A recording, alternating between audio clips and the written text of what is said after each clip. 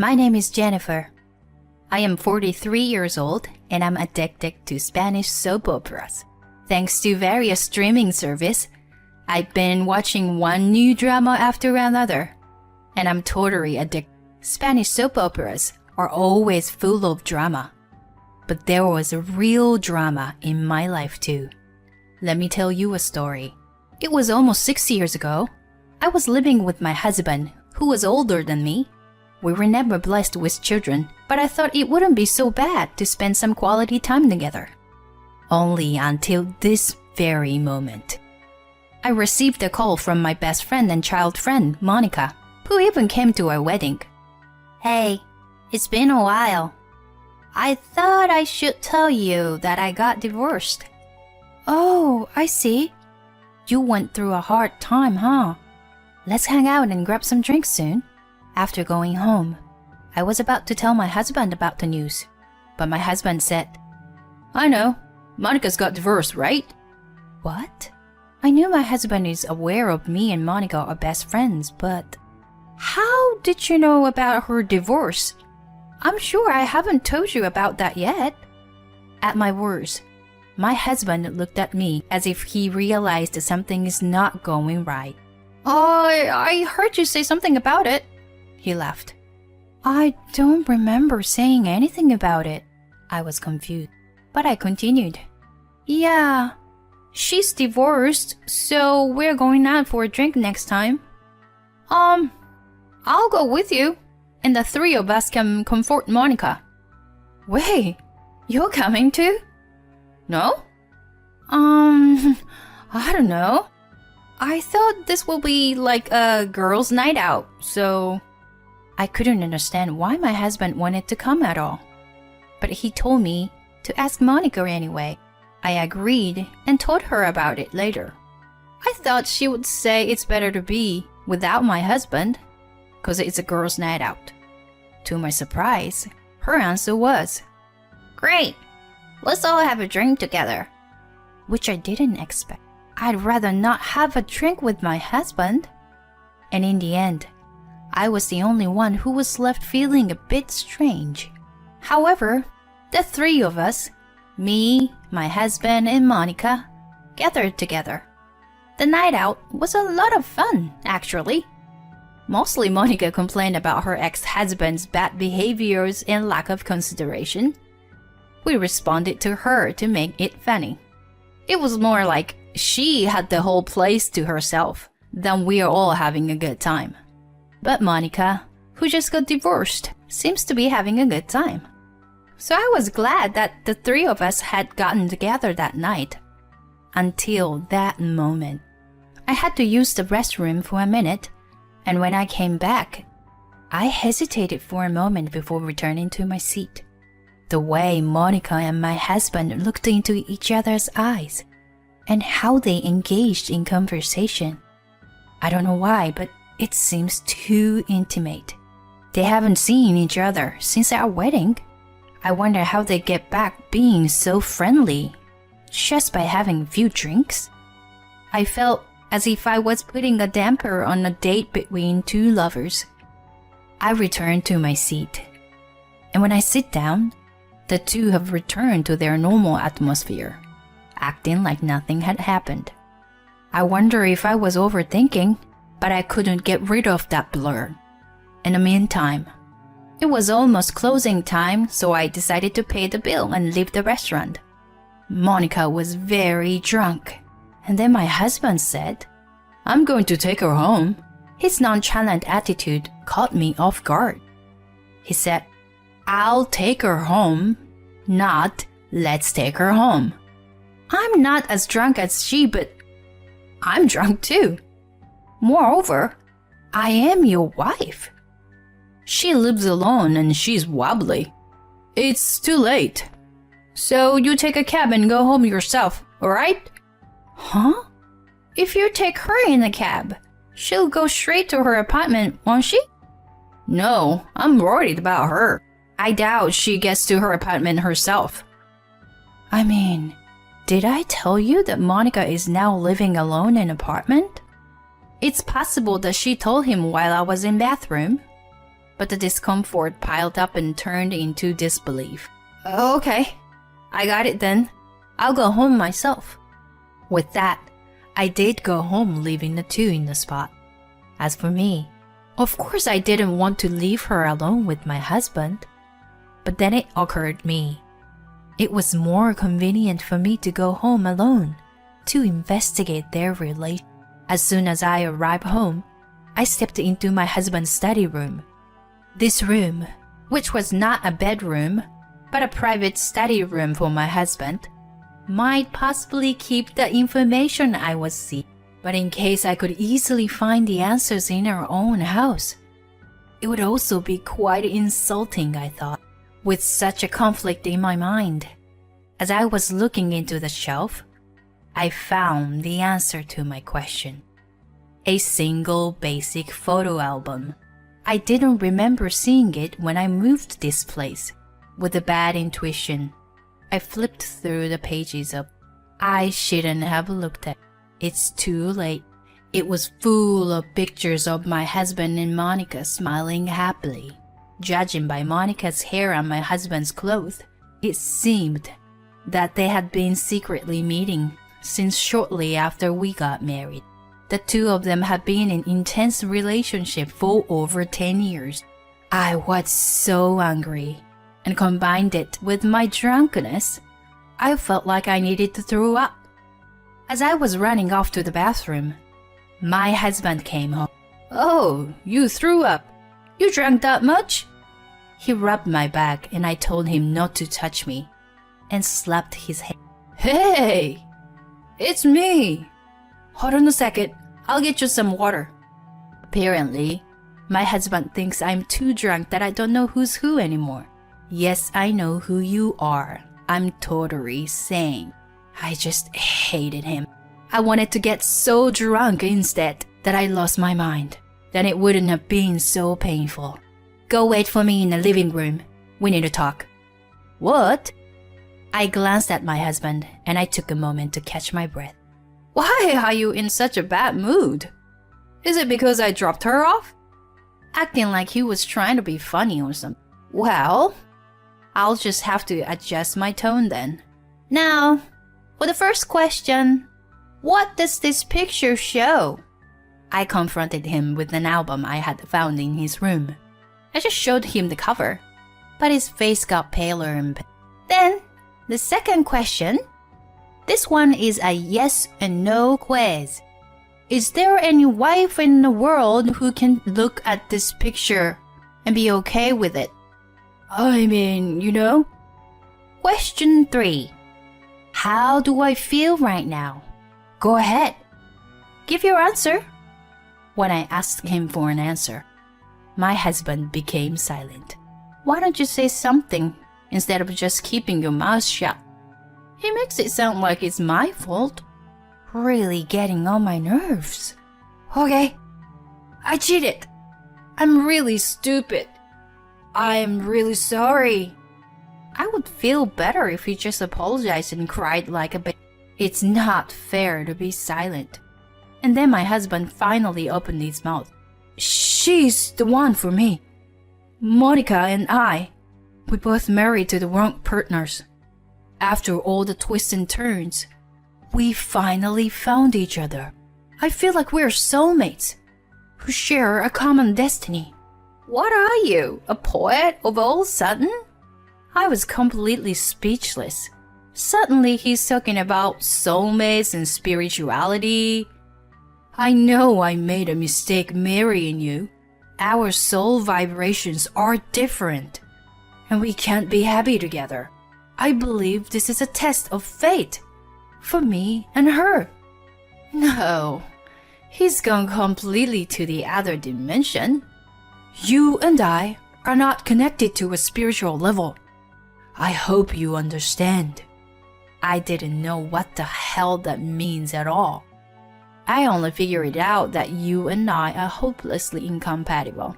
My best friend betrayed me, my husband betrayed me, and honestly, I can't even cry.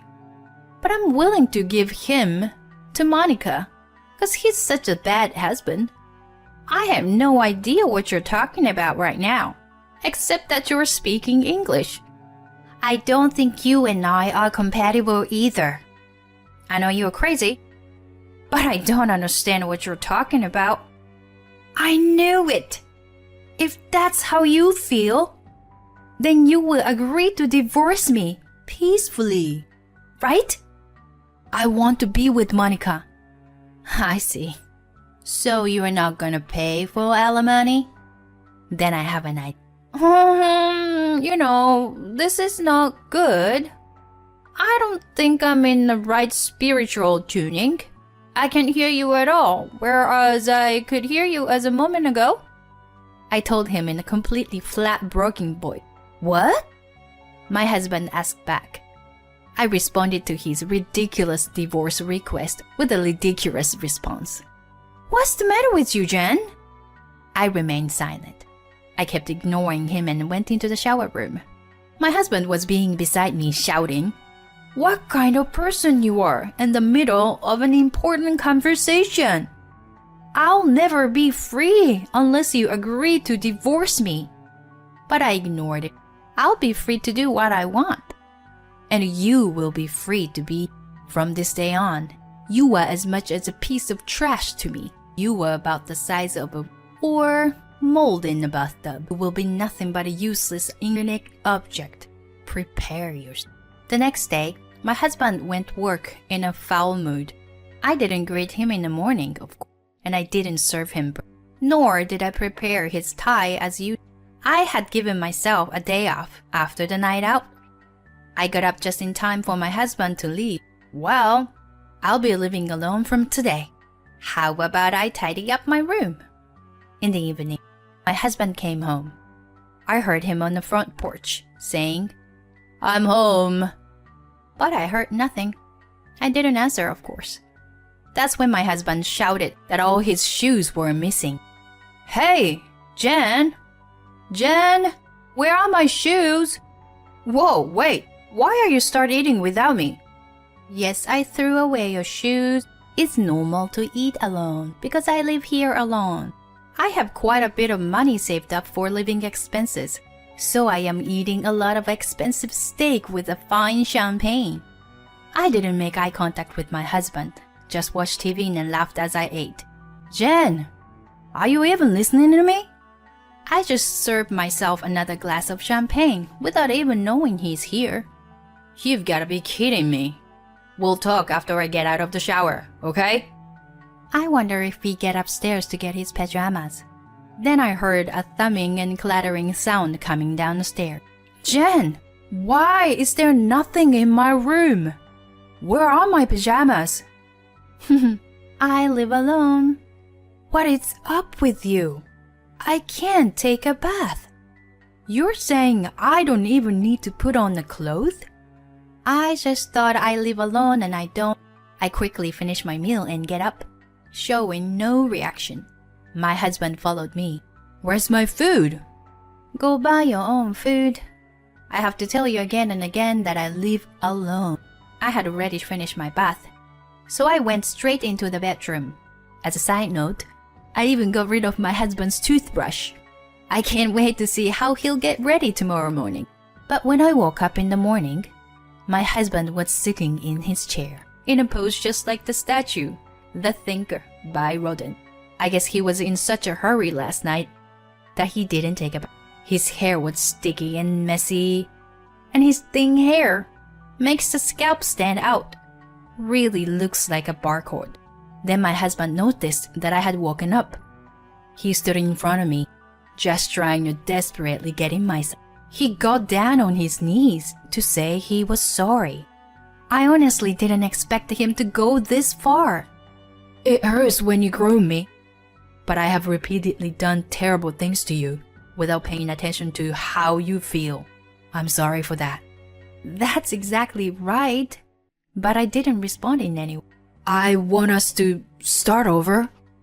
I didn't expect him to say that. I was stunned. I didn't say a word, but I gave my husband the most disgusted look. No.